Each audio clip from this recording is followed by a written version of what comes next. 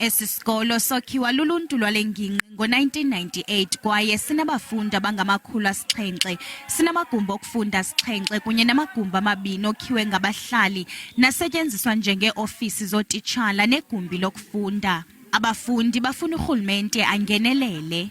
Lacks of tables and classes. It's not easy for us to study while there is no extra classes like a laboratory, those who are doing sciences. They must look at that thing of the building classrooms for the learners. We are many in this school. So in the grade 12 class, we have plus or minus 160 something learners. So 70 something.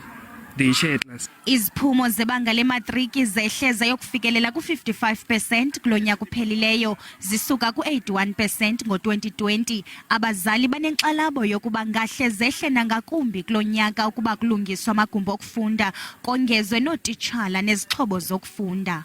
Firstly, we need some classes. Secondly, they need to hire more teachers so that our children should get enough education. Thirdly, there are not enough desks here inside the school. Some of them they're sitting on top of the basket.